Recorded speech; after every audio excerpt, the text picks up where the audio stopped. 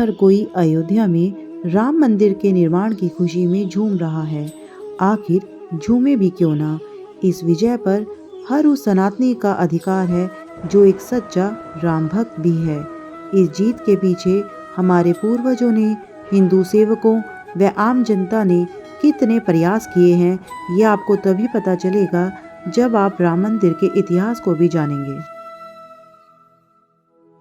इस विवाद को अच्छे से समझने के लिए आप इस आर्टिकल को देख सकते हैं। बाबर के सेनापति मीर बाकी ने अयोध्या में बने राम मंदिर को तोड़कर बाबर के कहने पर वहां एक मस्जिद का निर्माण किया, जिसे बाबरी मस्जिद के नाम से जाना गया। ये मस्जिद ठीक उसी जगह पर बनाई गई जहां प्रभु श्री राम का जन्म हुआ था। मुगलों ने अपनी कट्टरपंथी से भगवान श्री राम को तो अपने घर से निकाल दिया, लेकिन वो क्या जाने, हिंदुस्तान में तो हर हिंदू के हृदय में वास है श्री राम का, और उसी का परिणाम है कि आज अयोध्या में भारत का सबसे बड़ा राम मंदिर बनकर तैयार है। अपनी ही नगरी में अपने ही अस्तित्व के लिए तनाव, सियासत एवं अदालतों के द्वंद्व के बीच अब अंततः 492 वर्षों की अग्नि परीक्षा के बाद जलार्पण कर रामलला की मूर्ति की प्राण प्रतिष्ठा की जाएगी। यह कहानी शुरू होती है 1528 यानी भारत में मुगल साम्राज्य शुरू होने के मात्र 2 साल बाद। बाबर के सेनापति मीर बाकी ने बाबर के कहने पर अयोध्या में बने राम मंदिर को तोड़वा के वहां बाबरी मस्जिद बना दी, जिसका विरोध हर हिंदू संगठनों ने किया, लेकिन बाबर ने सबको चुप करा दिया। यह कहानी उस वक्त नया मोड़ लेती है जब फैजाबाद के ब्रिटिश ऑफिसर ने 1813 में एक रिपोर्ट तैयार की और उस रिपोर्ट में उन्होंने बताया मस्जिद में हिंदू कलाकृतियां पाई गई हैं। इस रिपोर्ट के आने के बाद हिंदू संगठनों ने यह दावा किया कि बाबर ने मंदिर तोड़कर उसी के मटेरियल से मस्जिद बनाई है, जिससे यह प्रूव हो जाता है कि मस्जिद से पहले वहां राम मंदिर था। इसके बाद हिंदू और मुसलमानों में मनमुटाव गहरे हो गए और आगे चलकर सन 1853 में अवध के नवाब वाजिद अली शाह के समय अयोध्या में सांप्रदायिक दंगों के रूप में उभरे। इन सांप्रदायिक दंगों के बाद भी हिंदू व मुसलमान एक ही जगह पर पूजा व नमाज अदा किया करते थे। अब आप सोच रहे होंगे पूजा व नमाज एक ही जगह पर कैसे? तो आइए इसके पीछे की कहानी भी जानते हैं। बाबरी मस्जिद बनने के 190 सालों के बाद 1717 में जयपुर के राजा जय सिंह द्वितीय वो इंसान थे जो अयोध्या में मंदिर बनवाना चाहते थे, लेकिन बहुत प्रयत्नों के बाद भी वो ऐसा नहीं कर सके। इसके बाद वो मस्जिद के पास एक चबूतरा बनवाते हैं ताकि हिंदू वहां पूजा कर सके, और इस चबूतरे का वो नाम देते हैं राम चबूतरा। सन 1855 में हिंदुओं को मस्जिद के अंदर जाने पर रोक लगा दी। जब मुस्लिम नमाज पढ़ते थे तब सभी हिंदू राम चबूतरे पर ही पूजा किया करते थे। यह चबूतरा मस्जिद के मुख्य गुंबद से 150 फीट दूर था।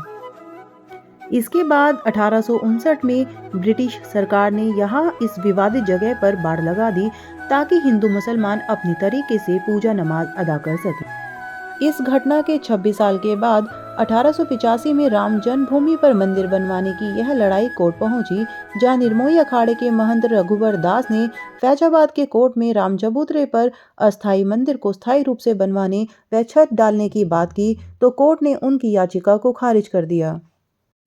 इसके कुछ सालों के बाद 1934 में हिंदू मुसलमानों में फिर दंगे होते हैं, जिससे मस्जिद का कुछ हिस्सा टूट जाता है, जिसे बाद में रिपेयर कर दिया जाता है। इस घटना के बाद से यहाँ नमाज बंद हो जाती है। आप ध्यान दें तो आपको पता चलेगा यह वह समय था जब देश में ब्रिटिश राज था। अपनी नहीं थी सरकार, ना थे हम आज़ाद।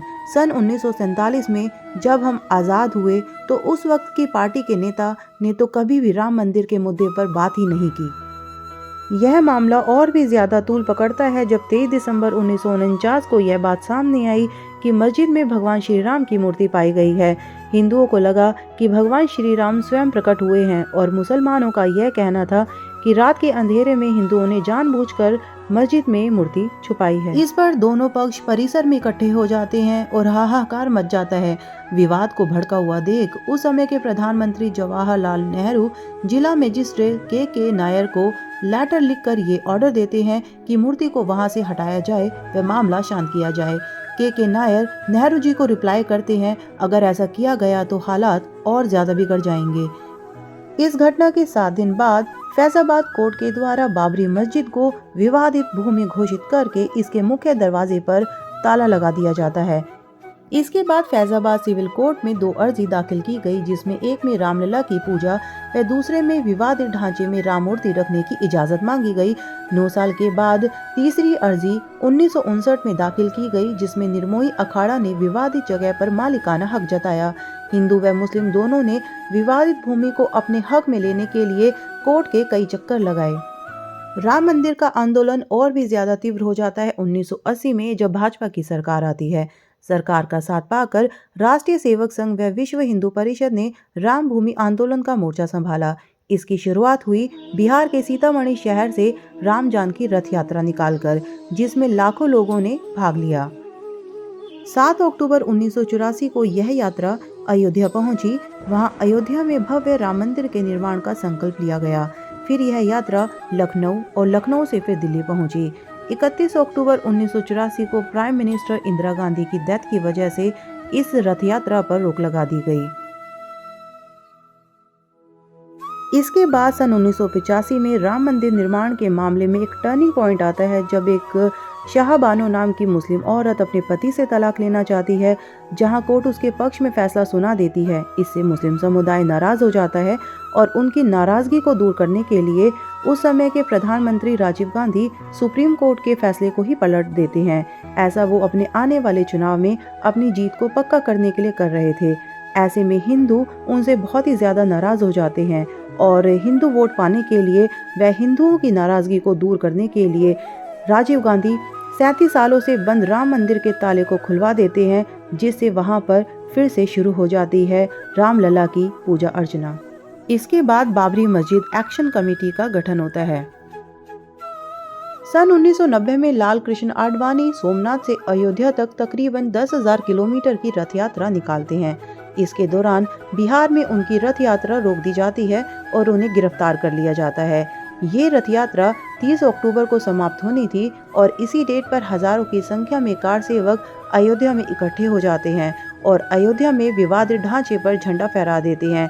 इस भीड़ को पुलिस काबू नहीं कर पाती और इसी वजह से यूपी के chief minister Mulayam Singh Yadav car सेवकों पर फायरिंग का ऑर्डर देते हैं। 6 दिसंबर 1992 जब सरकार होती है पीवी नरसिम्हा राव व यूपी के चीफ मिनिस्टर होते हैं कल्याण सिंह। कल्याण सिंह कोर्ट को यह आश्वासन देते हैं कि विवादित ढांचे को कुछ भी नहीं होने देंगे।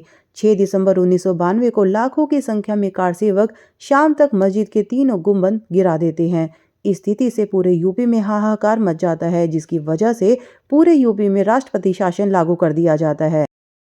भारतीय जनता पार्टी जब जब रूलिंग पार्टी बनकर सामने आई, राम मंदिर का निर्माण इस सरकार का मेन मुद्दा था, जिसने इसे साकार भी किया है। साल 2019 में 70 साल के विवाद के बाद सुप्रीम कोर्ट के 5 जजों की बेंच ने राम मंदिर के पक्ष में अपना फैसला सुनाया, जो सनातन व हिंदुत्व की पहली जीत थी, जिससे पूरा हिंदू समुदाय खुशी से नाच उठा। इसी के साथ सुप्रीम कोर्ट ने मुस्लिमों को मस्जिद निर्माण के लिए 5,000 एकड़ जमीन देने का आदेश दिया। 5 अगस्त 2020 को मंदिर निर्माण के लिए भूमि पूजन किया गया और अब बारी है 22 जनवरी 2024 की, जब अयोध्या के मंदिर में हमारे रामलला की मूर्ति की प्राण प्रतिष्ठा की जाएगी और चहु ओर जयकारे लगेंगे।